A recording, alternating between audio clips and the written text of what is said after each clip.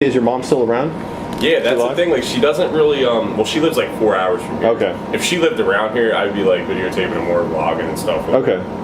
Does she still have rabbits? No. Oh, okay. No rabbits. I didn't know if she was compulsive about it or not. I couldn't tell. No. The funny thing is now, yeah, actually, I answered that question one day, like in one of the comments, but this is a good one. Yeah, like my mom, she's remarried now. She just got like a simple marriage. Like, you know, she's happy, and he's a hunter. He'll kill a rabbit. My mom will actually have to skin it and cook it for him. So wow, cool. The irony. When so what's the timeline on, like, your dad? I know he died. So what was he sick? Was it his diabetes that got him more sick? And when did he die? He had lung cancer. He didn't. I would try to get him to get checkups and stuff. He should have went every 6 months, and he let it go. I mean, when you don't find out you have cancer after like a year and a half, it's like you're not gonna be able to stop it. And it was in his lung. So, like, once he found that out, he probably had, like, another year or so. Okay. Yeah, he ended up pissed. Wow. Yeah, it was really depressing, man. Did you film him after that? I filmed him, like, getting his hair shaved. From that point on, like, 2005 to 2007, before he passed, really not much footage, but, like, tried to get more of the good moments.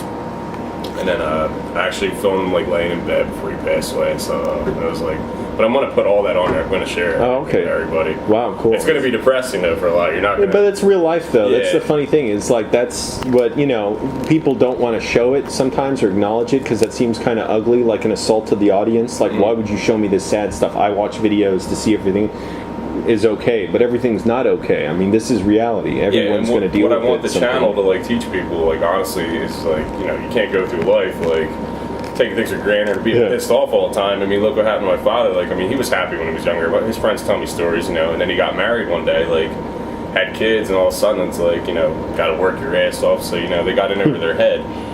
And it just made them miserable, like, so that was the moral of the story, like, don't get married unless you really, and have kids unless you really know what you're doing here and have your life financially situated, or at least don't be angry at everything that's going on in the world, because then one day, your life is going to be calm. Like how do you take the news that he had cancer and then living out his last few months?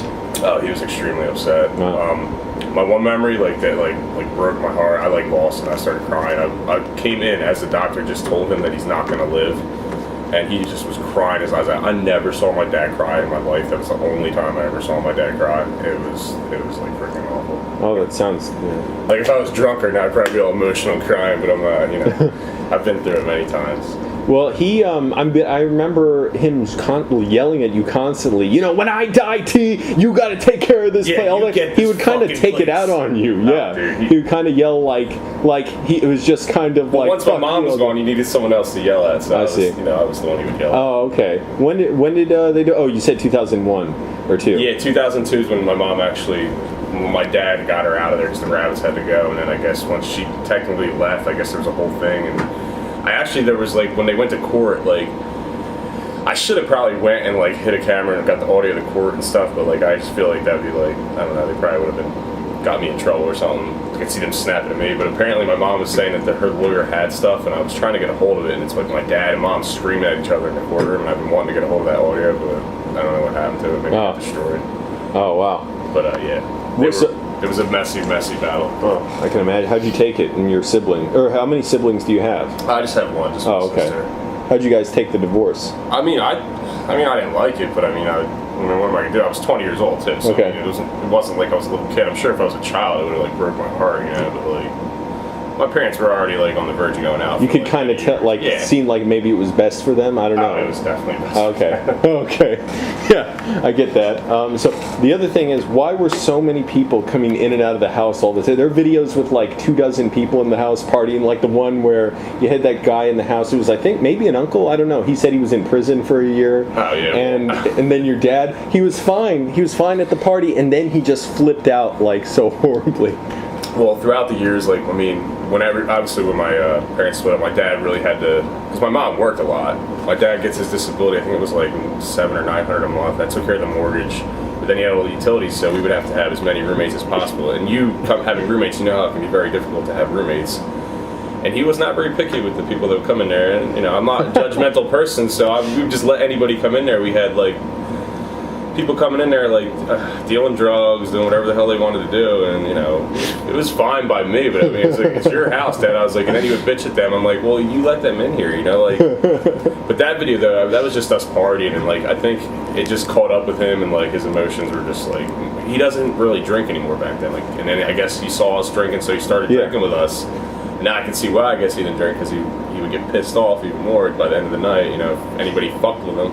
Which I was just joking with him. Like you were joking with the other guy who, right? And then he started saying, "Don't make fun of him" or whatever. And he was like, "It's fine, make fun of me all you want." Yeah, like oh, that's Bob, and he actually lived right across the street. Oh, right funny. Which is funny because like he lived next door to me in my old house, and now he's like right there. I've been meaning to get over there with him and talk to him. Yeah, my dad, you know, like I mean, anybody that's been around drinkers, like some people, either you're a nice drunk or you're a mean drunk or emotional drunk.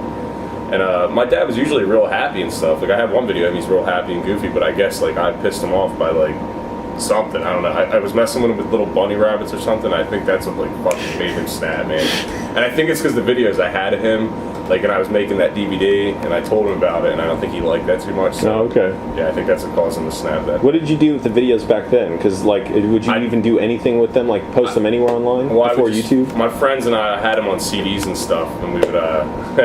Actually, the original copies my friends took, but I mean, it's not a big deal. But I would put like the raw audio in there, and I'd take some and cut the best parts out and do that. But then, like I said, I made that movie. Like I would take the best, like 1 minute clip of the argument, like where you could really see them screaming at each other, him combing his mullet while he's screaming at my mom.